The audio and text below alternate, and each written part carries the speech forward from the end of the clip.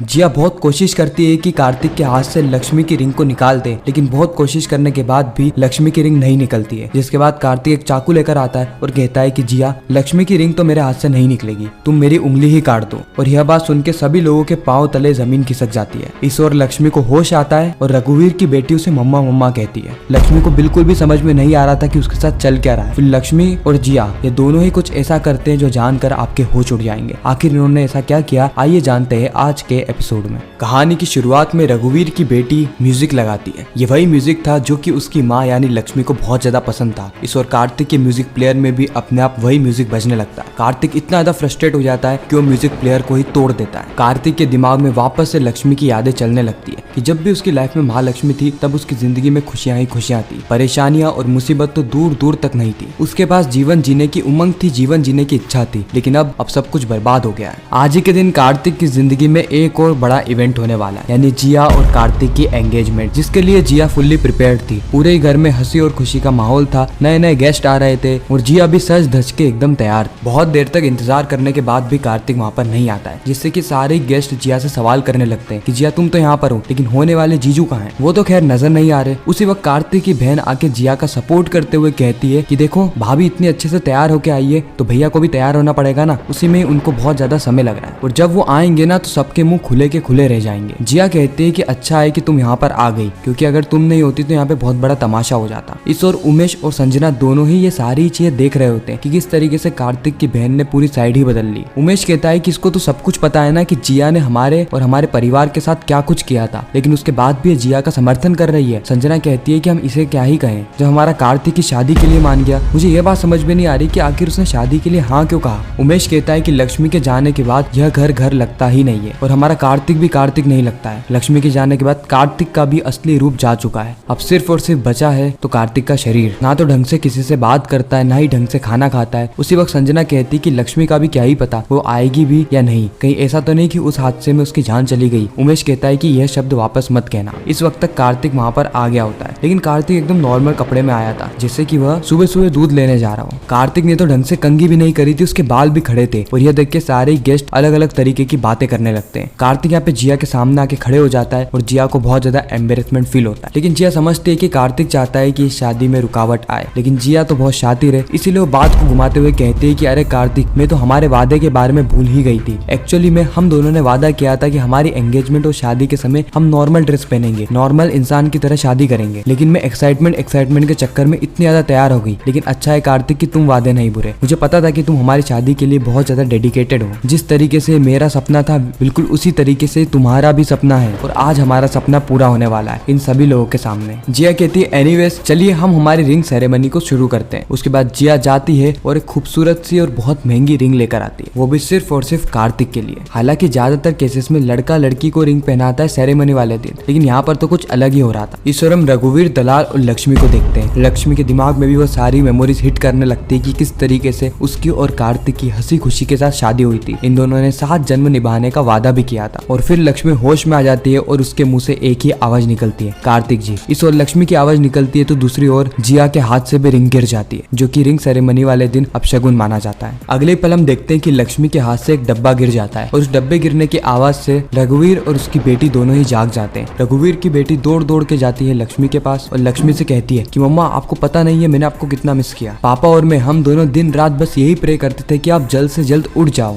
लक्ष्मी को इस वक्त तक कुछ भी समझ में नहीं आ रहा होता है कि आखिर लड़की कौन है और ये मुझे मम्मा क्यों कह रही है। रघुवीर अपनी बेटी से कहता है कि बेटा तुमने भगवान से प्रे किया था ना कि वह तुम्हारी मम्मा को ठीक कर दे, देखो उन्होंने तुम्हारी मम्मा को ठीक कर दिया, अब जाओ और उन्हें थैंक यू कहो। बच्ची लक्ष्मी से कहती है कि मम्मा मैं भगवान जी को थैंक यू बोल के आ रही हूँ, बस तब तक आप सोना मत। इस और जिया रिंग को उठाती है और कहती है कि शादी बहुत बड़ी डील है गाइस, इसलिए मेरे हाथ से रिंग गिर गई। उसके बाद वो कार्तिक का हाथ पकड़ती है और रिंग पहनाने ही जा रही होती है कि वो देखती है कि कार्तिक के हाथ में तो ऑलरेडी रिंग है। कार्तिक से पूछती है कि कार्तिक ये क्या है। कार्तिक कहता है कि लक्ष्मी की रिंग, मैंने बहुत कोशिश करी लेकिन ये उतर नहीं रही है, या फिर मैं ये कहूँ कि मैं इसे उतारना ही नहीं चाहता। जिया कहती है अच्छा कार्तिक तुम इसे उतार नहीं पाए तो रुको ना मैं इसे उतारती हूँ। और उसके बाद जिया पूरी ताकत से रिंग को उतारने की कोशिश करती है। कोशिश मैंने इसलिए कहा क्योंकि वह रिंग को उतार नहीं पाती, क्योंकि कि यह रिंग बिल्कुल कार्तिक और लक्ष्मी के रिश्ते की तरह स्ट्रॉन्ग थी। पहले तो जिया रिंग को खींचती है, लेकिन खींचने के बाद भी वह रिंग नहीं उतरती है। जिसके बाद जिया एक गिलास में पानी भर के लाती है और पानी डाल के रिंग को खींचने का प्रयास करती है, लेकिन इस बार भी हर बार की तरह उसके प्रयास असफल हो जाते हैं। उसकी लाख कोशिश के बाद भी वह रिंग कार्तिक की उंगली से निकल ही नहीं रही थी। इस और लक्ष्मी रघुवीर को देखती है और कहती है कि आप यहाँ पर क्या कर रहे हैं, आखिर मैं कहाँ पर हूँ। लक्ष्मी यहाँ पे उठने की कोशिश करती है, लेकिन रघुवीर कहता है कि लक्ष्मी रिलैक्स, तुम मेरे घर पर हो और बिल्कुल सेफ हो, तो यहाँ पे भागने की कोशिश मत करो। तुम कितने महीने से वेंटिलेटर पे थी, अब एकदम उठोगी तो बेहोश हो जाओगी। लक्ष्मी कहती है कि मैं आपके पास क्या कर रही हूँ, और वो बच्ची मुझे मम्मा मम्मा क्यों कह रही थी, आखिर हो क्या रहा है और हुआ क्या है, मुझे साफ साफ बताइए, मुझे तो कुछ भी समझ में नहीं आ रहा है, मेरे कार्तिक जी कहाँ हैं। लेकिन इस वक्त तक रघुवीर मौन रहता है, वह कुछ भी नहीं कहता। इस और हम जिया और कार्तिक को देखते हैं, जहाँ पर जिया अभी भी प्रयास करती जा रही थी। कार्तिक कहता है कि रुको जिया, तुम ये चाहती हो ना कि मैं इस रिंग को निकाल दूं, तो तुम चिंता मत करो, मैं तुम्हारी मदद करवा देता हूँ। फिर कार्तिक वहाँ से एक चाकू लेकर आता है और जिया को कहता है कि देखो जिया, रिंग तो इस उंगली से निकलेगी नहीं, इसलिए तुम एक काम करो, तुम ये उंगली ही काट दो।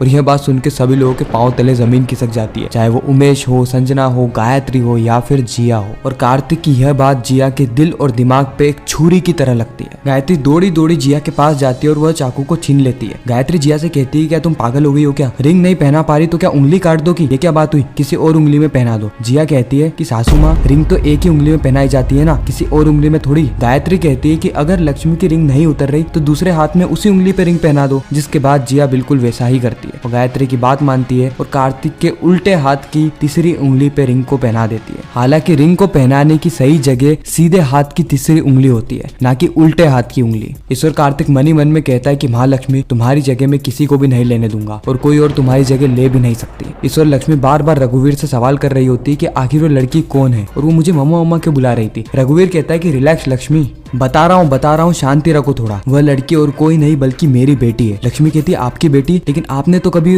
अपनी बेटी के बारे में कुछ बताया नहीं। रघुवीर कहता है कि कभी उसकी जरूरत ही नहीं पड़ी। लक्ष्मी कहती है तो वो आपकी बेटी है तो मुझे मम्मा मम्मा क्यों बोल रही है। रघुवीर उसे पूरी कहानी बताता है कि उसकी माँ के जाने के बाद वो अपनी बेटी को यह बात नहीं बता पाया कि उसकी माँ गुजर चुकी है, और जब भी उसकी बेटी उससे उसकी माँ के बारे में पूछती तो वो सीधे यह कह देता कि तुम्हारी माँ हमारे साथ ही है, लेकिन वो तुम्हारे पास तभी आएगी जब तुम्हें मदद की आवश्यकता पड़ेगी। और उस दिन जब बम ब्लास्ट हुआ था, जब तुमने ही मेरी बेटी की जान बचाई थी, तो उसे ऐसा लगा कि तुम उसकी मम्मा हो। और तुम्हारे साथ जो बहुत बड़ा हादसा हुआ था जिसमें तुम्हारी जान तक जाने वाली थी, उस हादसे में जब मैं तुम्हें बचाकर इस घर में लाया तो मेरी बेटी ने तुम्हारे साथ कई महीने बिता दिए और वह तुम्हें माँ ही समझती रही, क्योंकि तुम्हें होश नहीं आ रहा था और डॉक्टर्स ने भी हाथ ऊपर कर दिए थे। लक्ष्मी कहती है इतने महीने, मैं यहाँ पे कितने समय से हूँ। लक्ष्मी तुरंत अपना मोबाइल निकालती है और देखती है कि वो यहाँ पर बीते कई महीनों से है, और यह देख के लक्ष्मी के भी पाँव तले जमीन खिसक जाती है। लक्ष्मी कहती है कार्तिक जी कहाँ है और आपने मुझे यहाँ पर क्यों रखा, आपने मुझे कार्तिक जी के पास क्यों नहीं भेजा। रघुवीर कहता है कि मैं कैसे भेज देता तुम्हें वहाँ पर, तुम्हें किसी अपने ने ही धक्का दिया था, वो तुम्हारी जान लेना चाहता था। अगर मैं तुम्हें वहाँ पर भेज देता तो तुम तो वैसे ही बेहोशी की हालत में थी, कोमा में थी, जो भी तुम्हें मारना चाहता था ना वो उस समय तक तुम्हें मार भी देता और तुम्हें पता भी नहीं चलता, इसीलिए तुम्हें सुरक्षित रखने के लिए मैं तुम्हें इस घर में ले आया। लक्ष्मी कहती है अच्छा तो ठीक है, लेकिन अब मैं कार्तिक जी के पास जा रही हूँ। रघुवीर कहता है कि तुम इतने महीने से बिस्तर पे थी, तुम्हारे अंदर बिल्कुल भी एनर्जी नहीं है, तुम खड़ी होगी तो गिर जाओगी। लेकिन लक्ष्मी मानती नहीं है, उसके मुंह से सिर्फ एक ही नाम निकल रहा था, कार्तिक जी और कार्तिक जी। और इसी के साथ ही खूबसूरत एपिसोड यहीं पर ही खत्म हो जाता है, इस सस्पेंस और ट्विस्ट के साथ कि आखिर आगे होने क्या वाला है, आखिर किस तरीके से लक्ष्मी और कार्तिक को वापस से मिलन होगा और रघुवीर और उसकी बेटी का क्या होने वाला है। ये सारी चीजें हमें पता चलेगी मंगल लक्ष्मी के आने वाले एपिसोड में। बाकी आपको यह वीडियो कैसी लगी कमेंट सेक्शन में जरूर बताना। मैं मिलता हूँ आप सभी से किसी नेक्स्ट इंटरेस्टिंग वीडियो में, जब तक के लिए गुड बाय।